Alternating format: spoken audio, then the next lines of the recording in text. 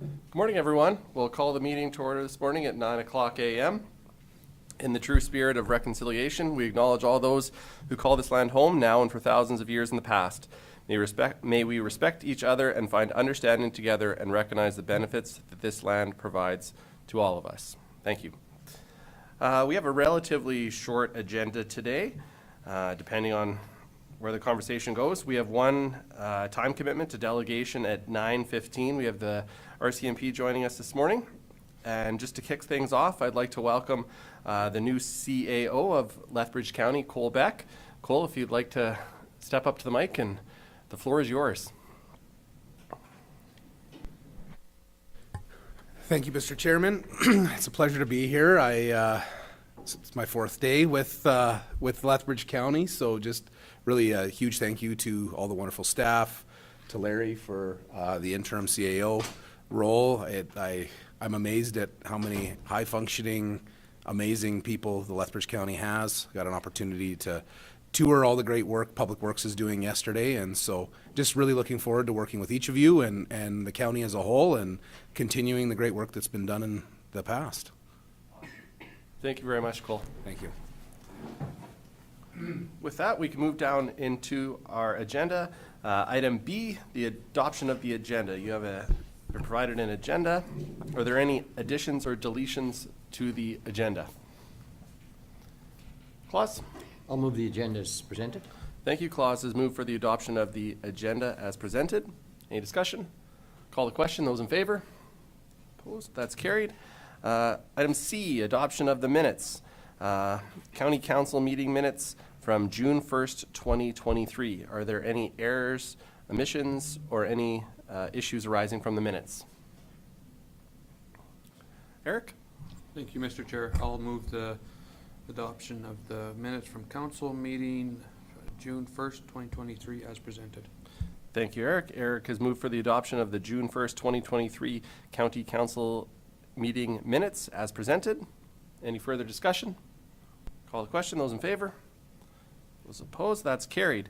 I should note as well, obviously a couple of councillors short today. Councillor Mark Sayers was traveling on behalf of one of his other commitments, another board that he's a part of, and Councillor or Deputy Reeve Curvis is down east as part of his job as a result of the wildfires. So safe travels to both of them. We can move down. Department reports, E1, Community Services, E1.1, Disposal of Land, Plan 9312230, Block 1, Lot 9. With that, we have our Supervisor of Planning, Hillary Jansen. Hillary? Good morning, everybody. Good morning, Council. Good morning, Mr. Chairman. This first report that I have today is with regards to the disposal of a parcel of land within the county that is currently owned by the county. This particular parcel, and I'll just wait for the map to show up, sorry. It's being a little slow and temperamental this morning. The parcel in question is located within the Riverbrink Estate subdivision. When this subdivision was created, there was a requirement to have a pond in this subdivision. It was somewhat unclear when looking at it why there was a reason to have this pond. And over the last couple years, along with Larry and our Public Works Department, we looked at all the ponds that are currently owned by the county and determined, kind of did an assessment of them. Do we need them? What are their function? And so this particular pond, we found out, is not a pond that the county uses in terms of any municipal or infrastructural function. It doesn't have a stormwater management component. It's not a fire pond. There's no hydrant or anything associated with it. And in discussions with the homeowners association in this area, we did find out that this particular pond is used solely by the residents in those areas as a source for their potable water. So it is used solely by those residents, and they actually have a association called the Riverbrink Water Users Association with regards to this particular pond and its use. So with that, administration looked at it and determined that this pond is not required by Lethbridge County for any specific purpose and could be disposed of and transferred to the Riverbrink Water Users Association. so they could take it over, manage it more appropriately, and it kind of decreases the county's liability with regards to anything associated with this pond. They do have obviously infrastructure in a building on this pond that deals with their the piping with regards to getting water to each of those parcels within that subdivision. So with that, I have recommended that as this pond is not part of the county's required infrastructure and that the land really has no value, that with regards to future development, it's a less than 1 acre, or about a 1 acre area, and it's, as you can see on the ortho photo, it is mostly that pond. And as it only benefits the residents of this existing subdivision, that the land could be transferred to that association, not to a private landowner, for the value of $1. In order to protect the county's interests and ensure that they can't just flip this and sell it as a developable parcel in the future, we have registered, or the process has been started, registering a restrictive covenant on the title that would prevent this parcel from being anything other than a pond. So with that, I'll turn it back to you, Mr. Chairman. Thank you, Hillary. I'd open up to council for any questions. Klaus, go ahead. Thank you, Mr. Chairman. Do they use this for irrigating their lawns and those kind of things too, or are you not aware of that? I would imagine that to a certain extent, yes, they're using it also for their irrigation purposes. I think everybody draws water from the pond, and Larry might have a little bit more information from, because he's talked to the actual kind of the chairperson of that particular association. But I think each person would have their own way to treat that water on their parcel. But as you can kind of see, there is green grass growing there. I would imagine for domestic use and irrigation. Any other questions from council? Eric? Thank you, Mr. Chair. With the amount of co-op stuff we've dealt with in the past, is their co-op an officially recognized establishment to adopt this? Yes, through the chair to Councillor Van Essen, yes, it has been. When looking into this, we did get their certificate stating that they are an association, so we can actually transfer it to them as an association. It's not just something that was made up. I think that's a very good question. Any other questions? Eric? Yeah, thank you, Mr. Chair. I'd like to move that County Council approve the disposal of the pond and transfer it to the River Brink Water Users Co-op Ltd. Thank you, Eric. Eric has moved the recommendation that County Council approve the disposal of the pond and transfer it to the Riverbank Water Users Co-op Limited. Any further discussion? Call the question. Those in favor? Those opposed? That's carried. Thank you. Thanks, Hillary. We can move to item E 1.2, Bylaw 22-003, road closure, sale, and consolidation of a portion of Range Road 22-0 between Southeast 25-922 west of the 4 and Southwest 39-21 west of the 4, second and third reading. Hillary? Thank you, Mr. Chairman. So this road closure application, Council may or may not remember, as it was an entire year ago that I brought this forward for a public hearing. But back in 2022, the landowner who owns both of the parcels on either side of this undeveloped road right-of-way submitted an application to close this portion of road and consolidate it with their adjacent titles. We did have a public hearing in June of 2022. There was no concerns or objections raised with regards to this particular road closure application, and as such, Council moved that it be sent to the Minister of Transportation for their sign-off. That approval was received just a couple weeks ago, or a few weeks ago, and right now, County Council can consider second and third reading of this particular bylaw to finalize the road closure and to have the portion of undeveloped road right-of-way consolidated to the adjacent titles. The intended use of this particular road closure area is that there is a gravel pit operation proposed in this area, and they would like to have the ability, instead of having to jump over the undeveloped road right-of-way, to utilize the gravel deposits that are also located within this particular parcel. This is very similar to what happened on the south side of this parcel in Pavan Park, which is in the city of Lethbridge. That was also previously a gravel pit operation before it became a park. So the intent of the gravel pit, just so council knows, is that once they're done with the extraction of gravel, is that the landowners have a desire to do what they did on the south side.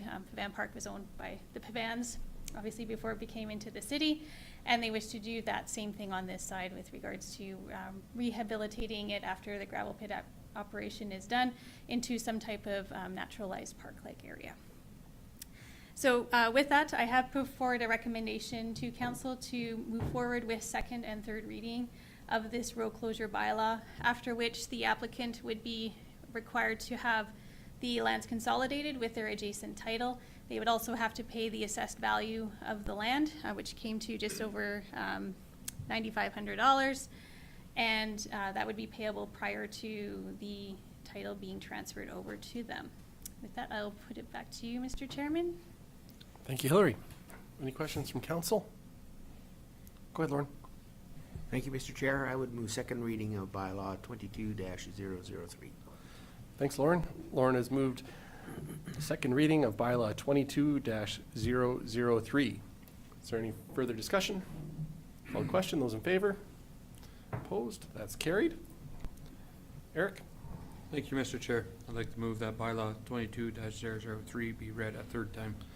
Thank you, Eric. Eric has moved third reading of bylaw 22-003. Is there any further discussion? If not, I'll call the question. Those in favor? Opposed? That's carried. Thank you. Thank you, Hillary. You're welcome.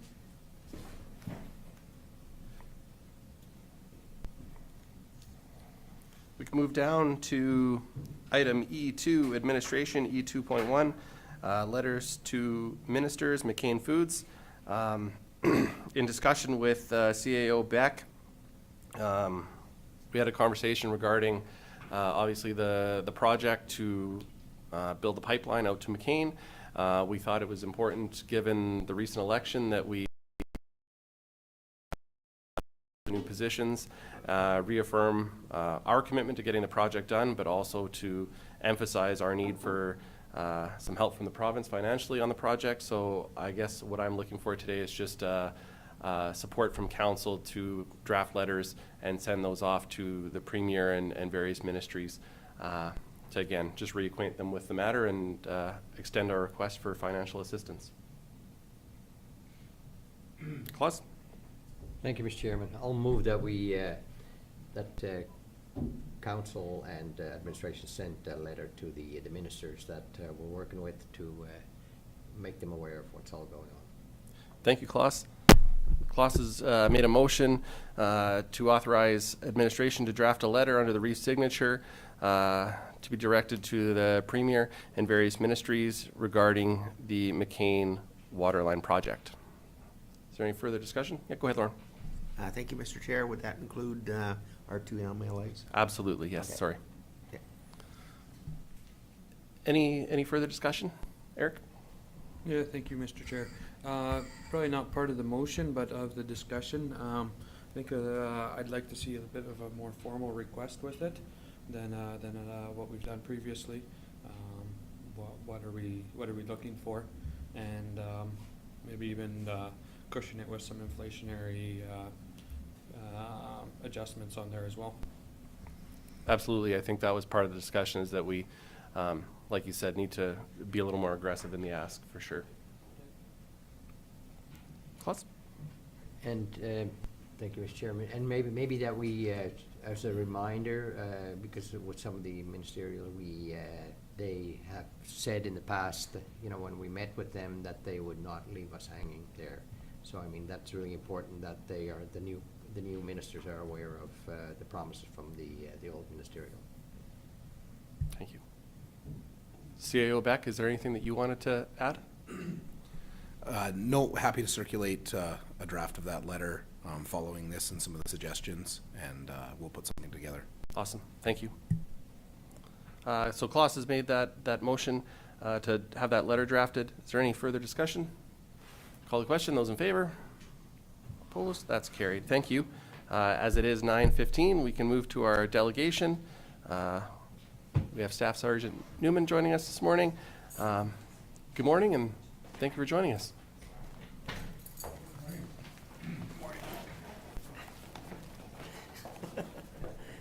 Give me this chair.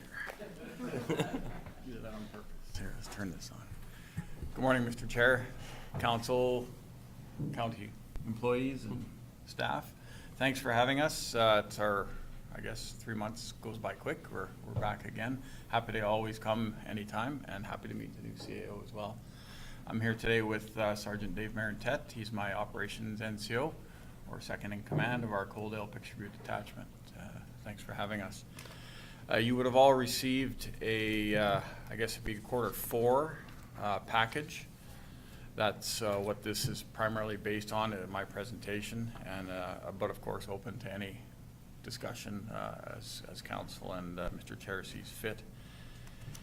So Q4 would have run, that's our final quarter, so that would have been from January to March 2023. As you can see, I'm not going to read the entire report. You've all had a copy of this. We're fairly active in all our communities that we serve in trying to do the best of operational policing, plus being part of the community and taking part in community events, etc. So we try and put some of those highlights in these reports for you as well. I will just touch on a few highlights myself that I've made some notes on here. So just with the victim services, I believe we've spoke earlier previously about the victim services program in Alberta. The province has decided to go a different direction with that program, and to date they have not made the transition, but they're looking at going at a regional model, more to be more consistent in the program delivery. I think they had like 30 different victim services boards across Alberta, and I think each one was giving a bit of a different level of service or abilities, that type of thing. So they're going to have, I believe, 4 regions, 4 executive directors, and they're going to carry on with a board and try and provide service that way. Some of the concerns in the communities are that we're going to lose that community touch, the feel, because it's mostly local people right now that are volunteering and doing that service. So I think the government realized that, so they've taken an extra year. It was supposed to be this April that was going to happen, but maybe with the election and also kind of studying the program more, it's April of 2024 is when their proposed implementation date is. I'll keep you updated. It's not our program. We just work hand in hand with victim services, and as you know, they're in our office, and we work with them daily on providing service to victims.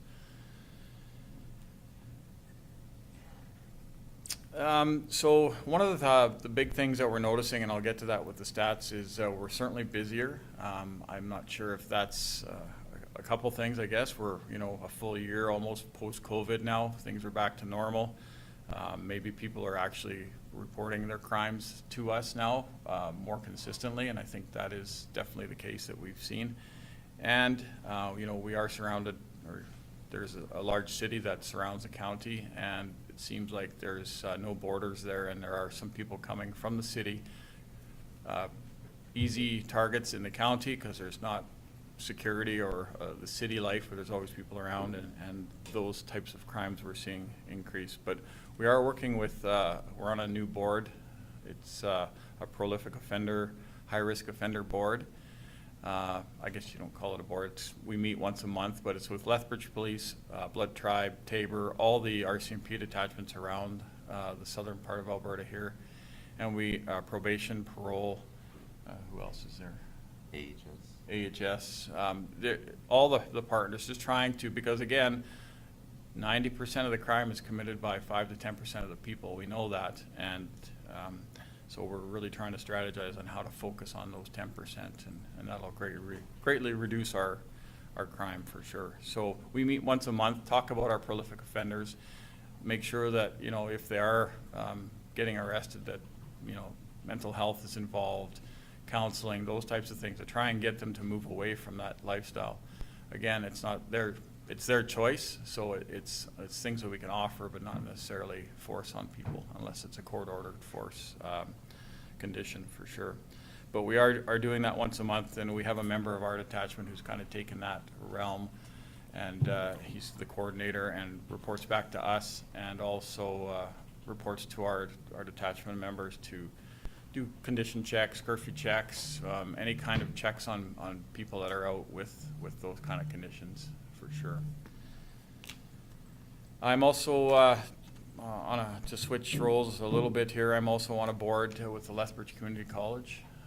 Sorry, that's what it used to be called when I went here 30 years ago, whatever it's called, Lethbridge College now. So they're looking at trying to improve. As you know, we're having a hard time getting qualified people to apply to our RCMP. LPS is having the same problem, every police force. How can we make their program better prepare those students? So we meet once a quarter and talk about that as well, and that's been really well. We're also looking at doing a practicum student where they can come and work in our detachment and kind of get a feel for it. So working that way as well to try and get some good employees to join us. We had our not grand opening, I guess it would be the Indigenous swearing, naming event in January. That was a really, really good event. I know, Mr. Chairman, you were in attendance there. That was, I learned a lot that day, and I think it was an important thing to do. And we'll continue to build those bridges for sure with our Indigenous partners. We continue to see an increase in mental health calls for service. The RCMP has recently went on to a new program. It's called Health IM. It's an app that we use on our phones. Every member going to a mental health call will have the ability to use this app to better assess, because we're not mental health experts. We're not as trained as the professionals are. This app will certainly increase our ability to properly screen somebody to decide whether they need to go into the hospital right away or if they need to go see their psychologist or their doctor or whatever. But it will give us a much more consistent database of information to help these and support these people suffering from mental health addiction. So we're working, just fairly new app, but it's proven quite positive so far, and it's also a direct link to the hospital in Lethbridge. They get a copy of our report before we even arrive with that patient. So we're working together with our RPAC team. I can say that our RPAC team is still just one RCMP member, no mental health nurse as of yet. It's unfortunate. He is trying to do the best he can without that mental health nurse, so we don't have that database of AHS knowledge to help that client. So AHS, I think, is committed this year to funding that and filling that position, so we're trying to hold them to that for sure. Our community priorities last year, and I've spoke to you all before about this, the 3 priorities, and I think they're probably going to stay the same with a few different areas of focus this year, is police community relations, which is always an important one, and crime prevention and dealing with prolific offenders. That seems to be, again, 80 to 90% of our work is dealing with habitual offenders. We're also going to continue doing on police community relations. Our police visibility is an important one for me, getting into all our communities in the counties and the towns and hamlets and municipalities we serve, and build those strong police public relations.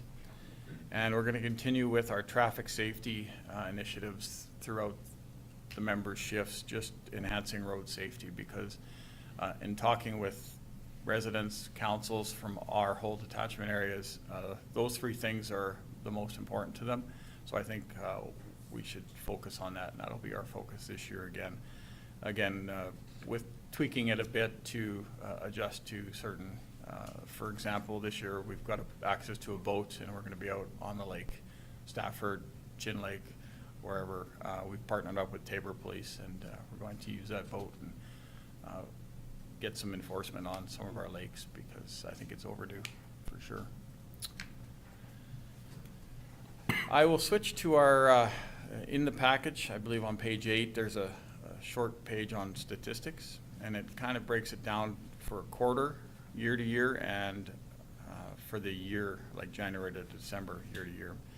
And you're noticing in there we have quite a dramatic increase in persons, property crimes, and also criminal code traffic and provincial traffic. So a couple things come to mind. The items I've already discussed with our prolific offenders doing their shopping in the county or wherever. Not saying it doesn't happen in the city, but it's certainly a much easier target. We're getting a lot of reports of storage things broken into, etc., stolen vehicles, that type of thing.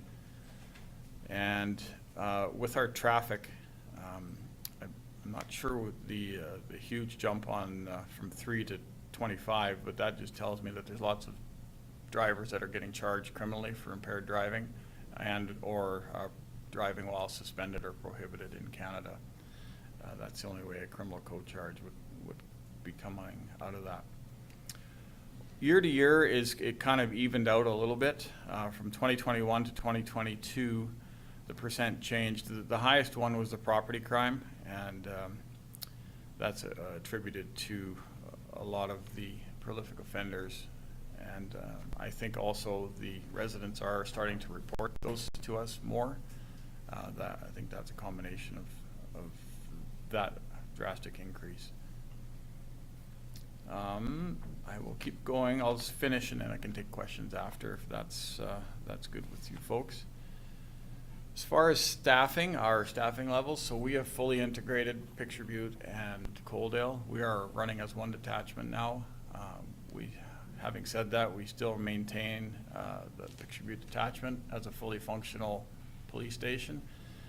We have support staff that work there, provide Monday to Friday service there. We also have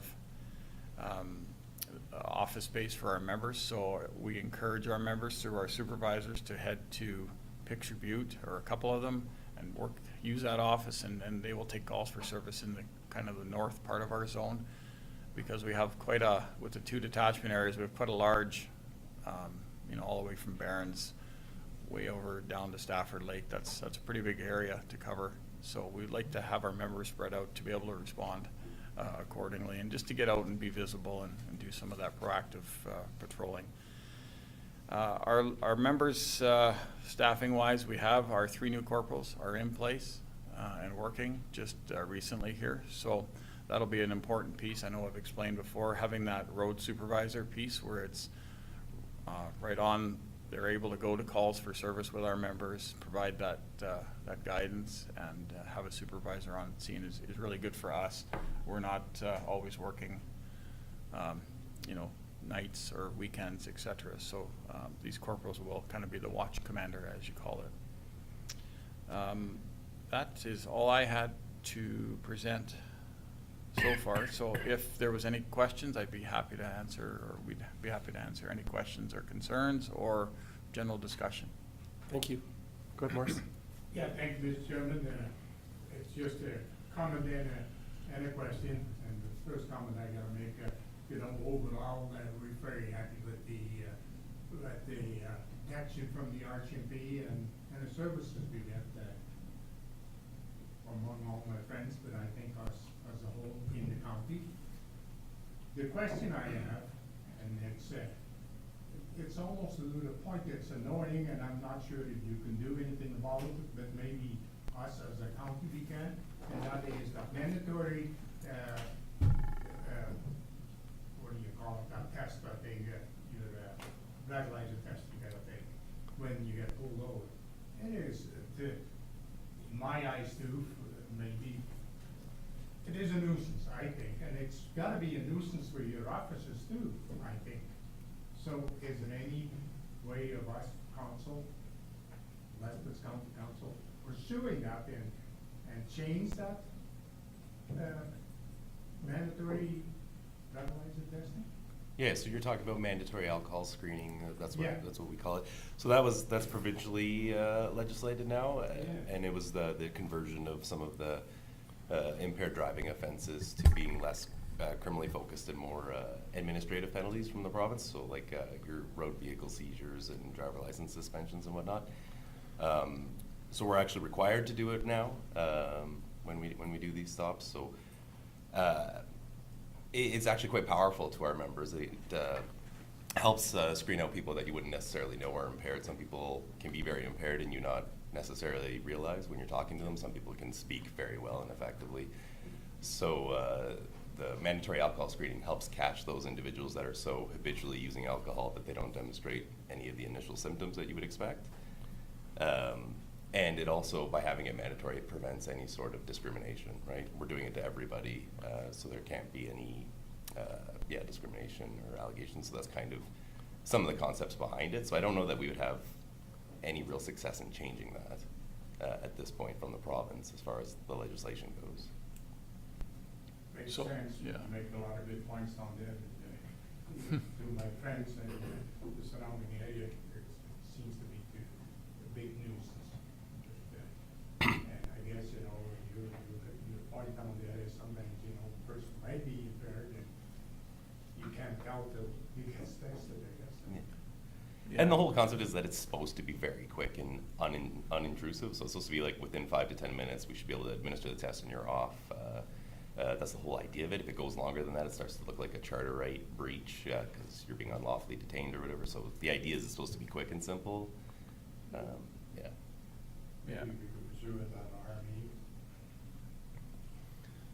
RME. I think, just to add further, I think the intent of that was to take some of the, because any criminal code charge that we laid previously for impaired driving would go to court, and then that would tie up the court time. So I think the province transitioned to this administrative sanction to free up some court time for, so first-time offenders, that type of thing. I mean, serious, if there's bodily harm or injury or death caused by an impaired driver, we still go by the criminal code, but this administrative sanction program frees up court time. It's much faster, much less time-consuming for all the above courts, the administration. Plus, like Dave says, it really takes away me making a judgment call to whether or not to, I have to form my grounds to give you this screening test. Now, there is no grounds needed, it's just everybody. So we've noticed a huge increase in the amount of, you'd be surprised, any time of the day, the amount of people that we're charging administratively for driving while drinking, whether it's from the night before or during the day. You'd be amazed. The numbers are pretty significant. So we support the program. It is sometimes a bit of a pain for the members because it's, if you're doing a check stop, that's 100 people you're doing that test to. That's pretty labor intensive, but you're also, I think, trying to prevent impaired driving, and the effects of impaired driving is very much more successful. Thank you. Yeah. Any other questions? Klaus, go ahead, and then Lauren. Yeah, just on this one here, we had it to the one of our milkers left the farm at 9 o'clock in the morning, and he got pulled over, and he didn't know why. And then they told him to blow, and he says, "I just come back from milking." And the officer says, "Well, there's a lot of people that drink when they're milking." Very true. And then he said, "Well, yeah, milk." So, but anyway, the other question I had is the rehab center there. Is that fully functional now with because it just came on a little while ago, the rehab center, because we're doing different things now, different with the city of Lethbridge and probably the surrounding area? Yeah, that's, I believe, still under construction. You're talking about the one in behind the East of jail town. there? Yeah. Yeah, it's not open yet. They were open before, offering a bit of a program, but that's not fully functional yet, no. Okay. But it's coming. And another question I had is, do you have 24-hour presence in the Picture Butte area now too? And how many staff members do you have at the moment? Staff members, so full complement is 22, including Dave and myself. So that would be 17 constables, 3 corporals, and Dave and I. So staffing-wise on paper, so what we call, we're fully staffed, but we still have those people that are on pat leave, the different types of leave. So I believe we're down 3 or 4 from that number right now. Staffing has been good to us. They've actually what we call double bunked. So somebody that's been off for long term, they will fill that position with a working, somebody who's operational. So we have to be careful with that, because you get into a bit of a numbers game if that person comes back and now we have two people pulling salary dollars on one position. So it's a balancing game, but we're much better off than when I first got here, Dave. So we've been working hard with our staffing and getting our corporals filled and our constable positions filled. But it's like any employer, I'm sure Mr. Beck knows, you always have that 10 to 20% of that you're short for whatever reason it may be. So. Yeah, that's good to hear, because I think it's a little bit of an increase what you had like about a year ago. So Yeah, for sure. And to answer your question, we provide 24-hour policing to both, like Lethbridge, Coaldale. We're one detachment now, so both detachment areas. Sometimes some of those members still are on call at home, but because of our numbers increased, that is drastically reduced, and it's a much shorter time period now, so that's good.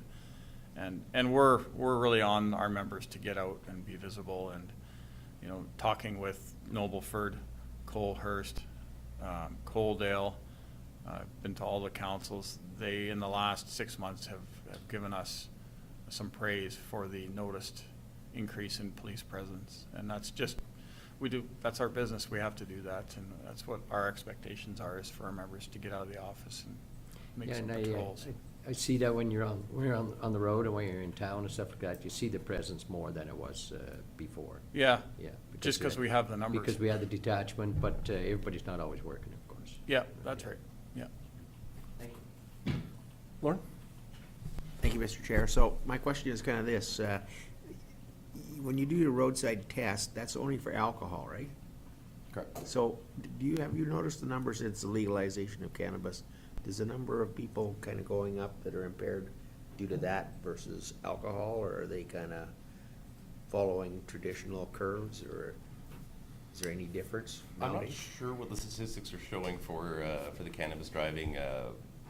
They are trying to roll out some tests that are going to be similar for cannabis, similar to the alcohol test, but there's a bit of a struggle there, of course, because then we have to look at either blood or urine, and then it becomes a much more lengthy period of time, and it's no longer like a quick shot. So the Supreme Court has an issue with that, of us holding people longer than a certain period of time for these tests.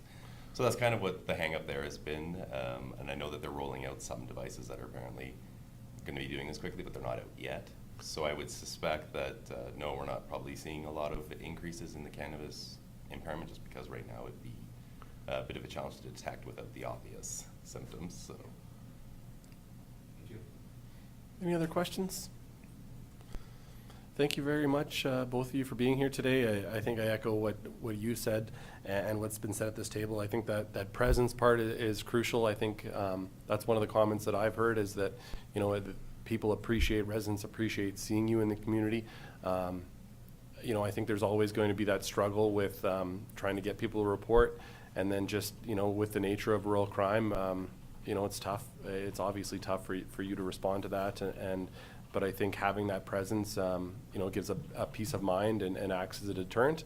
And at the same time, I would say, just with the changing of the season and now that we're into summer here, my phone starts to ring with what's happening at Stafford and Stafford Landing. So I'm excited to hear that you'll have a greater presence there, and any resources that you're able to allocate towards everything that happens in a recreational setting, not just there, but at other areas in the county. I know it's appreciated to have that traffic enforcement, but also if you're ever able to have a greater presence on the water and at the campground and stuff like that, I think that's always appreciated. I know that's something that's always been communicated to me by the residents.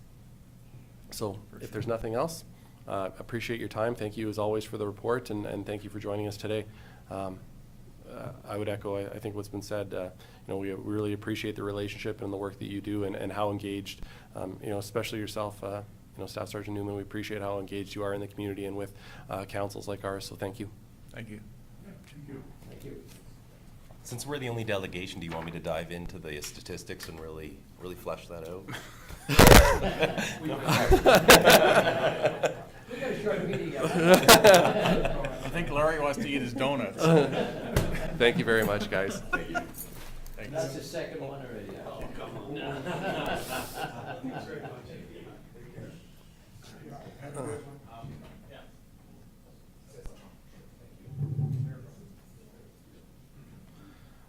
can move down in our agendas to item F, correspondence. I have 3 pieces of correspondence to share with you today. Our first item, F1, Prairie Hill Farms and Haskalife, A Taste of Innovation 2023 Haskap Berry Harvest Invitation. So we have an invitation before us for Thursday, June 29th at Prairie Hill Farms, Pitcher Butte, Alberta, 9 a.m. to 1 p.m. Rex Vanderberg, founder of Prairie Hill Farms, and Kieran Singh, founder of Haskalife, invite you to our 2023 Haskap Berry Harvest in celebration of Alberta's superfruit. The details are there. There is a request for RSVP by June 22nd if you are interested in attending. And I know Larry and I believe other members of staff were going to attend. Our second item, item 2, Nobleford Heritage Day, invitation to participate. We have a letter from the Nobleford Heritage Society. The Nobleford Heritage Society is organizing the annual Heritage Day event to take place in Nobleford on August 12, 2023. This fun-filled day is kicked off by a pancake breakfast and also includes a candy parade, barbecue lunch, bouncy castles, food trucks, car show, bench fair, farmers market, and many more activities. There are a number of ways to participate in this event this year. There's a candy parade, the farmers market, and they're actively seeking financial sponsors. Again, this was for August 12th, 2023, and we will be sending a parade, and we all have received calendar invites for that. And our third item, item 3, Lethbridge Northern Irrigation District. So in your packages, there was 2 items. There was a release from the LNID as of June. There's been a more recent one, but this is the June 12th one. I feel like this is maybe one of the more succinct and fulsome media releases that the LNID has put out to this point. In addition to that, Councillor Van Essen has supplied us with a letter by a group that is organizing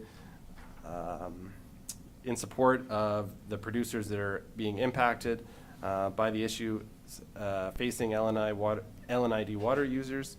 And with that, maybe I'll turn it over to Councillor Van Essen if you'd like to speak to this, Eric. Yeah, thank you, Mr. Chair. So this was brought forward, as you said, by a group of concerned water users in connection with the Lethbridge Northern Irrigation District. And what they are looking to do is coming up with a concrete plan to alleviate the water shortage impact, and I guess you could say largely focused on making sure there is enough to bring supplies into our area for to get us through the winter. There's many producers who are going to be short on feedstocks, and so they came up with, what can we do? The ask that they've put forward is a set-aside program sponsored by the government to free up water for those who have a maximum need. The letter that is proposed, and I would like to see if we could support, is the proposal is $1,400 an acre of a set-aside program for 50 to 80,000 acres to achieve this. The intent is to reduce the number of irrigated acres, thereby reducing the required flow rate closer to the remaining production acres. At the current time, the flow rate in the main canal, or at the time of writing, was 30 cubic meters a second. The district maintains approximately 200,000 acres of irrigation, and looking at what is left, there is 79 days of irrigating left. Based on all of that, they came up with the calculation that they need to pull 50 to 80,000 acres offline to help finish the specialty crops and to bring feedstock high enough. A few details of the ask. Opting into a set-aside program would nullify crop production insurance, and acres not opting for the set-aside program will still suffer damage from the reduced irrigation flow rates and would require insurance payouts or government assistance. And that is the basis of it. The latest update that I have, yeah, of course, the rain does alleviate it somewhat.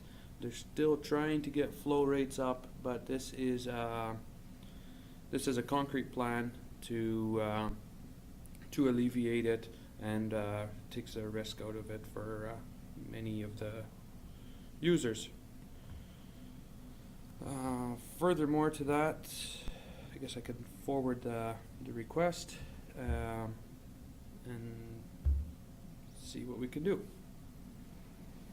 Thank you, Eric. I guess what do you see as the role that the county would play in this? Would this be a just an acknowledgement of the proposal and then support of it, or how do you see that moving forward? Support of it by writing the Lethbridge County's support, sending it to the minister affected or in charge of this. I have the details of who to send it to and can forward that on, and then to attach the Lethbridge County's concerns, and that we feel this is a good program to put forward. Thanks, Eric. I'd open it up for discussion. Go ahead, Lauren. Thank you, Mr. Chair. So I guess I have some issues with this because how are you going to determine who gets set aside and who doesn't? Like, I may feel that my production is as valuable as the person down the road. So I don't understand how you're going to act as an agent to decide who does and who doesn't. Yeah, thank you, Councillor Hickey. So the LNID would be the manager director of it. It will be a volunteer opt-in to get people to sign up for shutting off their water for the season, and that's based on the ask of $1,400 an acre compensation. They feel that there will be 50,000 plus acres of crop production willing to shut down for the season.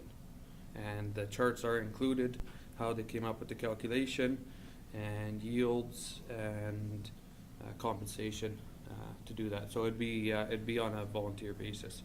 There was discussion on putting it on a bid, that they just up the bid until there's enough acres, takes longer to implement, takes more regulation, and so that's how they came up with a flat number instead. Klaus? Yeah, I'm really in favor of this proposal that's brought forward here, and I think that it's not the county's role to be a referee here in order to who's going to qualify for it and who not, and who is going to be wanting to put their land on dry for this year. I think that is up to the LNID and the people that are in charge of putting this forward. I think that all they're asking of us is, are we supporting this idea, this proposal that they have, and I think wholeheartedly we should be supporting that. Thanks, Klaus. Any further discussion? Go ahead, Eric. Yeah, thank you, Mr. Chair. So I'd like to put a motion forward that Lethbridge County supports the request letter submitted and direct it to John Conrad and affected ministers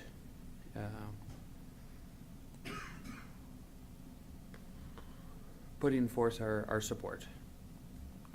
Okay. Is there any further discussion? Go ahead, Lauren.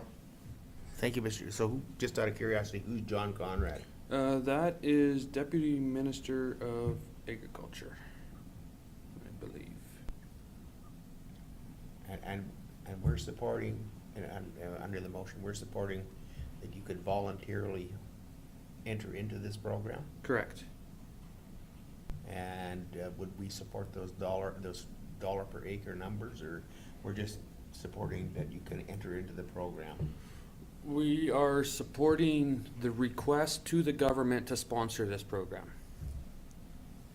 The provincial government. But not the actual dollar figures? That'll be up to the government to decide and to work with. But right now, they're trying to garner enough support that the government enters into at least negotiations, if not a full program, to to start this. And after that, it'll be out of our hands. Other than that, yes, we'd like to see a program in place to help the affected users. Claus? Yeah, thank you, Mr. Chairman. I think that right now that the Ag Minister is in place, so maybe we should direct it to the Ag Minister, and because that would probably be more proper way to go about it, wouldn't you say, Eric? Yeah, the information I got is he is the one who is in charge of dealing with this at this time. He's the primary contact. We could make it available to multiple ministries and, yeah. Yeah. We're not the first on this by any means. It's gone out to the various producer groups. And it's just a matter of garnering support from any of those who are affected or have an impact of it. I think we want to maybe just clean up the motion a little bit, just to make sure. So I think what we're going to offer a letter of support regarding the proposed volunteer set-aside program. And then and Candace, please speak up if we want to wordsmith it a little bit, but just so what we're actually proposing is to draft a letter of support regarding the proposed volunteer set-aside program. If I'm getting that right. Yeah, that's much better than I can put together. You're the one coming, said,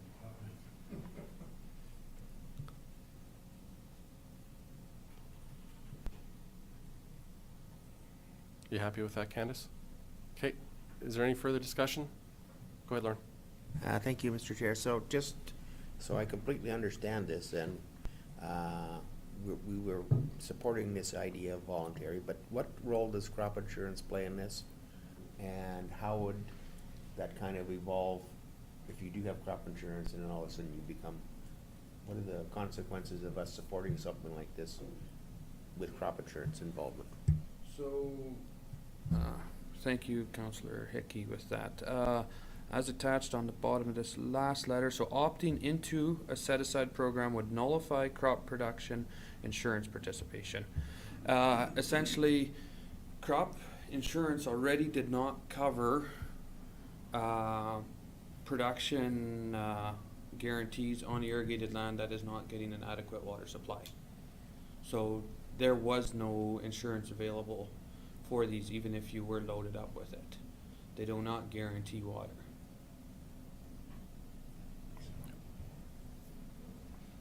Okay, any further discussion? Maybe just a comment.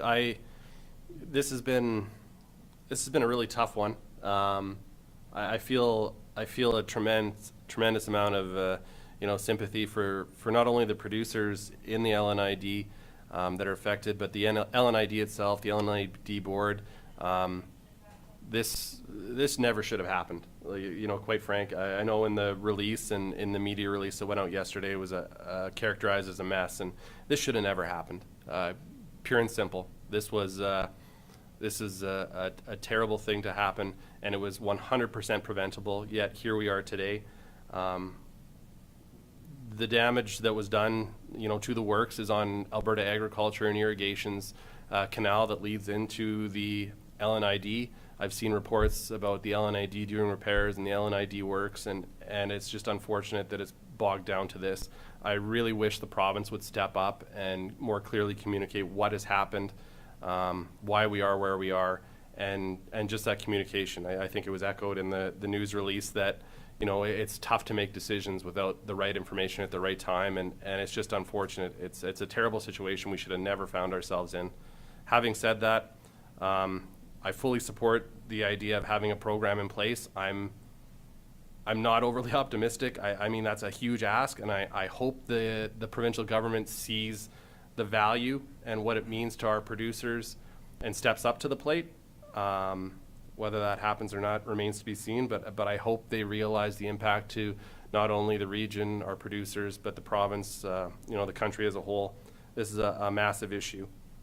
Those are just some takeaway thoughts that I've had on this, and just again, if we can offer support, obviously the particulars are out of our hands, but we do, I personally would like to just echo my support for trying to put something together to try and make these people whole again after this. Any further discussion? Call the question. Those in favor? Those opposed? That's carried. Thank you. We'll get that put together and sent off. Moving down, item G, County Council and Committee updates. Lethbridge County Council attendance update, May 2023. We will start in Division 1. Councillor Lauren Hickey. Lauren? Thank you. Attended the CPAA, the planning conference in Leduc, and it was good. I think there's a lot of valuable information at those meetings, and I think you learn a lot from other communities who've had similar problems and how they've dealt with them.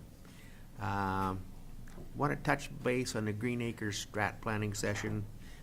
There was a little bit of talk about both Coaldale and Nobleford have representatives that are not members of council on Green Acres Foundation, and they were had a discussion about would that be appropriate if other municipalities wanted to do the same. That will be coming back when the lady gets done the strategic planning update, but sort of like similar to Ag Service Board, I guess. You know, you could Members have at large. somebody who would slip into that. So, Truth and Reconciliation, I think that was a good recommendation that the committee made, and it's good to hear you started out with it. Thank you.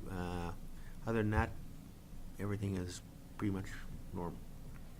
Thank you, Lauren.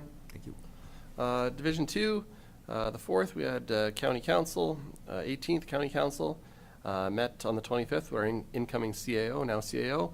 27th, I attended the Pitcher Butte High School graduation. It was great to see a big bump in numbers this year as far as graduates go, to have a full gym, you know, the full graduation ceremony and everything goes along with that.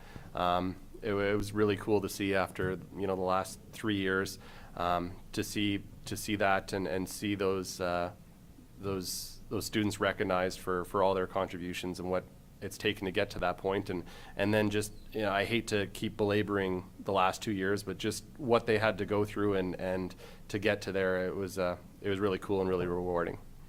May the 29th, the Exhibition Park Ownership Engagement Meeting, and on the 30th, attended the Land Use Bylaw Review Workshop. Division 3, Mark Sayers, Councillor Mark Sayers, County Council Meeting, Coaldale Chamber of Commerce, Lethbridge County Council Meeting, the 18th, the Truth and Reconciliation Committee Meeting, 23rd, Emergency Advisory Committee Meeting, and the 30th, Land Use Bylaw Review Workshop. Division 4, Deputy Reeve John Curbis, May 1st to 3rd, he attended the CPAA conference, 4th and 18th, County Council meetings, 23rd, Emergency Advisory Committee meeting, and the 24th, Community Futures meeting. Division 5, Councillor Eric Van Essen. Yeah, thank you, Mr. Chair. Not a lot of significance other than May 30th, Land Use Bylaw Review Workshop. Looking forward to doing this, working on this for the next, I believe it's about a year, and just impressed by the gravity of what gets undertaken and what is affected by that. So quite enjoyed our workshop and look forward to working with that more. Thanks, Eric. Division 6, Councillor Klaas van der Veen. Yeah, thank you, Mr. Chairman.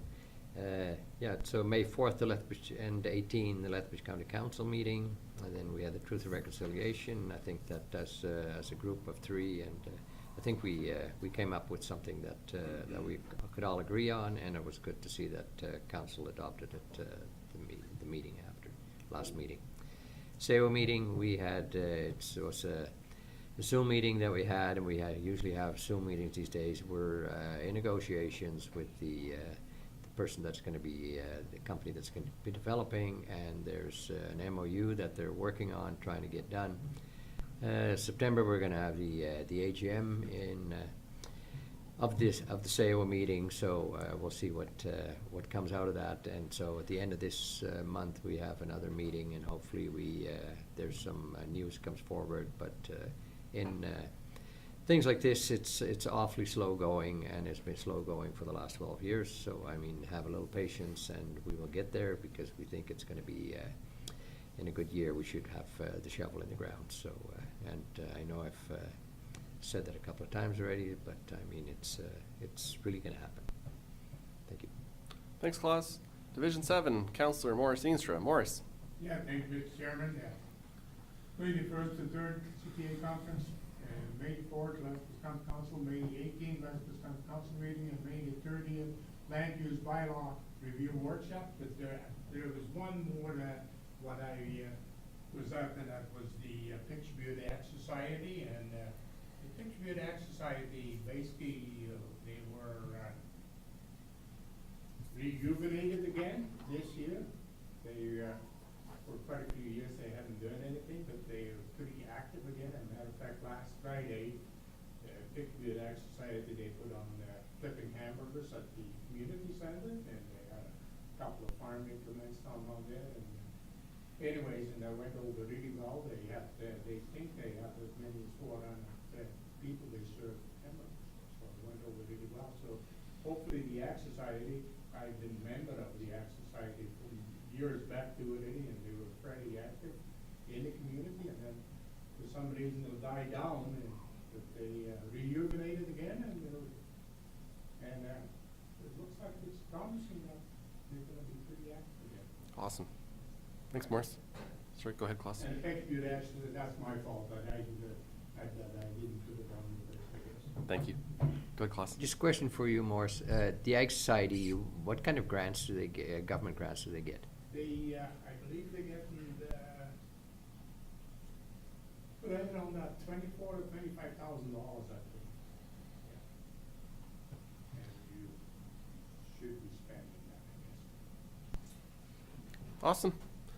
If there's nothing else with the county council and committee updates, we can move down to our final item for today. Item H, we have a closed session item. One item, H1, fire service response fees waiver request analysis, FOIP section 27, privileged information. I would entertain a motion to enter a closed session. Lauren? I would move we enter into closed session. Thank you, Lauren. Lauren has moved to enter into a closed session at 10:02 a.m. this morning.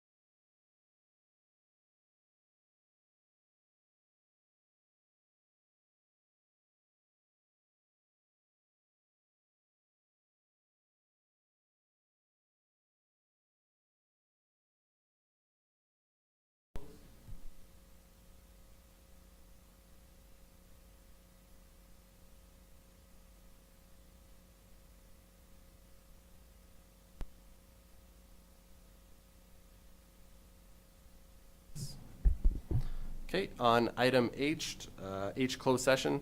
Item 1, fire service responses, fee waiver request analysis, FOIP section 27, privileged information. Councillor Van Essen, if you'd like to make a motion. Thank you, Mr. Chair. I'd like to make a motion to waive fire services invoice for the Nobleford roundabout blockade protest. That's the content of the motion, and the background is in reviewing all that we have to go with it and our role as council. I feel that it is not us to pursue justice versus a justice system to take that, and if it's criminal in nature, that system can take care of it.